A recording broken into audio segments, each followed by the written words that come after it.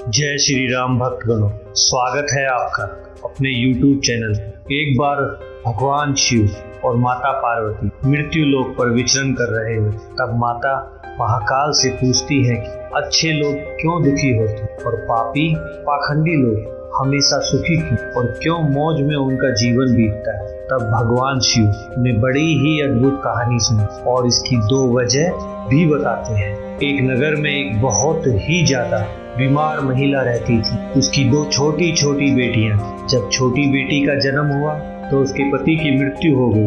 अगर आप ये कथा सुन रहे हैं तो पूरा सुनिए। इस कथा को आधा अधूरा छोड़कर जाने की गलती मत कीजिएगा, क्योंकि किसी भी कथा या साधना को बीच में नहीं छोड़ा जाता, नहीं तो आप जाने अनजाने में पाप के भागीदार भी हो सकते। साधना या कथा से मिलने वाली सीख को मानना या ना मानना आपकी मर्जी। पवित्र कथा या साधना को पूरा सुनने से मन चाहे फल की प्राप्ति होती है, इसलिए इस कथा को पूरा सुने। अगर आप महाकाल के भक्त हैं, महाकाल का अनादर ना करें, और अगर आप महाकाल के अनंत भक्त हो तो चैनल को लाइक, शेयर और सब्सक्राइब करना ना भूलें। दोनों छोटी छोटी बालिकाओं का अब उसके अलावा कोई और नहीं था।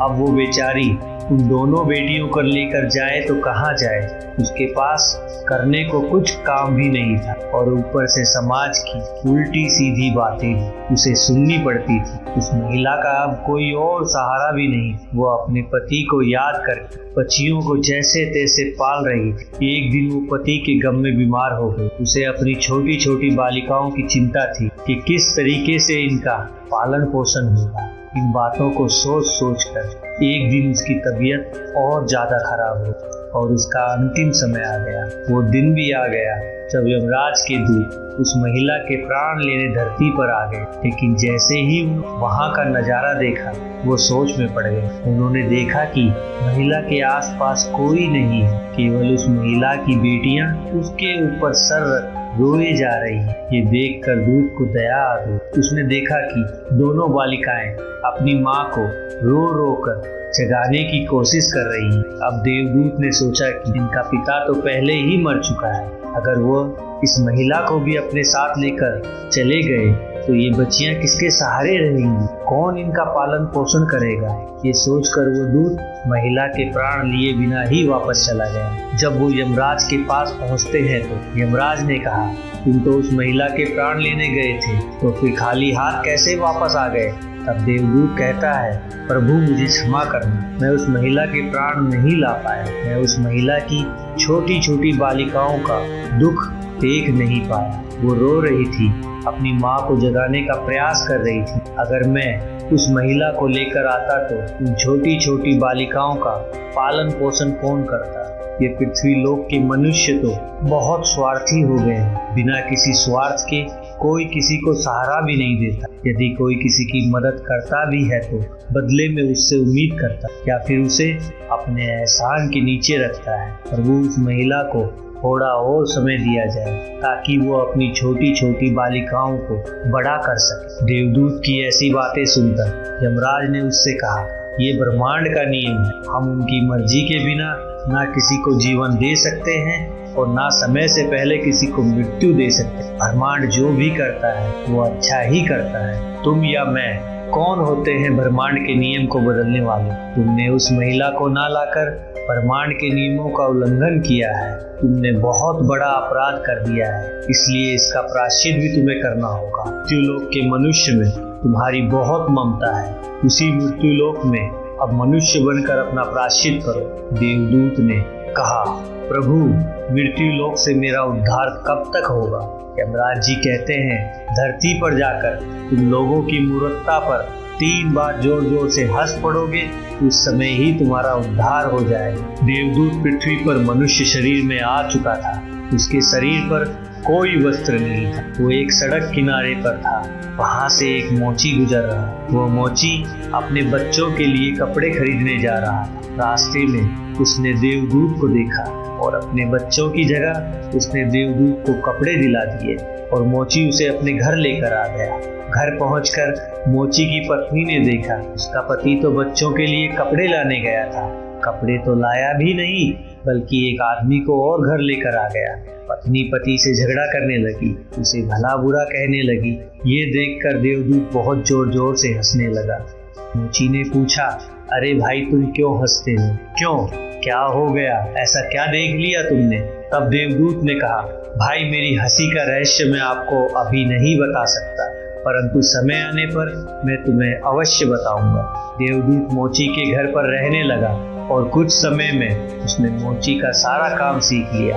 देवदूत जो भी जूते और चप्पल बनाता वो बहुत ज्यादा बिकने लग गए। कुछ दिनों में ही मोची धनवान बन गया। दूर दूर तक उसके जूते और चप्पलों की प्रशंसा होने लगी। देवदूत के आने के बाद उसकी किस्मत ही बदल गई। एक दिन राजा का एक सैनिक चमड़ा लेकर उस मोची के पास आया और बोला, देखो हमारे महाराज नए जूते पहनना चाहते, ये चमड़ा बहुत कीमती है, तुम ठीक से एक जोड़ी जूते तैयार कर दो और ये खराब नहीं होना चाहिए।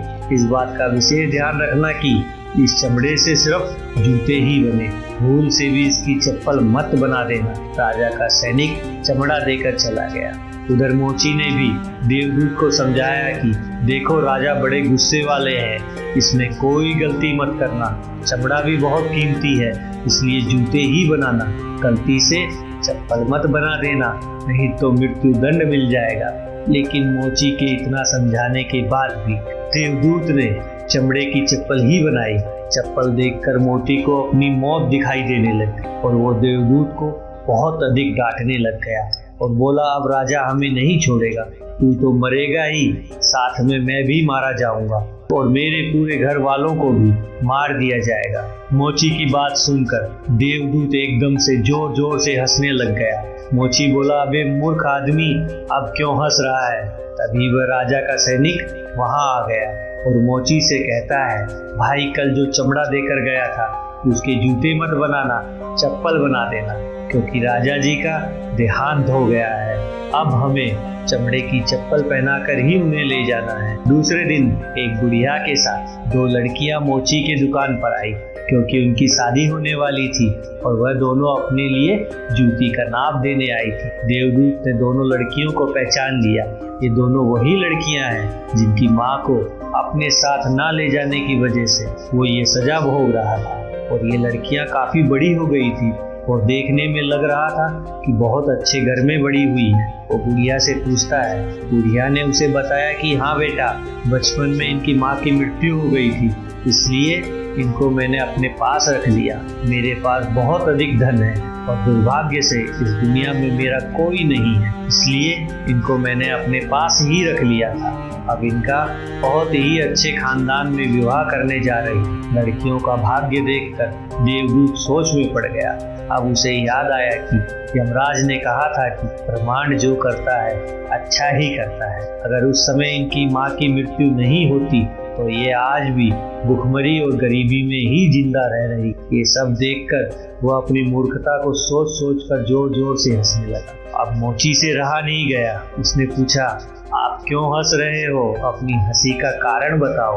देवदूत ने मोची से कहा, मैं एक देवदूत हूँ और अभी ये दोनों लड़कियां जो आई थी, मैं इनकी माँ को लेने आया था, लेकिन उस समय ये दोनों बहुत छोटी थी।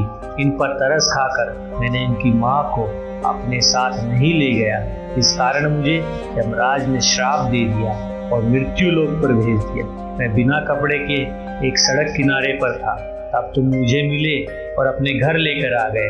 उस समय तुम्हारी पत्नी ने तुमसे बहुत लड़ाई की थी। तब मैं पहली बार तुम्हारी पत्नी की मूर्खता पर हंस रहा था, क्योंकि तुम्हारी पत्नी उस लाभ को नहीं देख रही थी जो मेरे आने से तुम्हारे घर में होने वाला था। और दूसरी बार मुझे तब हंसी आई जब राजा के जूते नहीं बना सका और तुम डांट रहे थे, क्योंकि तुम्हें ये नहीं मालूम था कि राजा के साथ क्या घटना घटने वाली है। महादेव जी पार्वती से कहते हैं, मनुष्य चीजों को देखकर दुख मनाने लग जाते, वह उसे देख नहीं पाते जो होने वाला है, जो कि परमात्मा अच्छाई या भलाई के लिए मनुष्य के साथ करता है।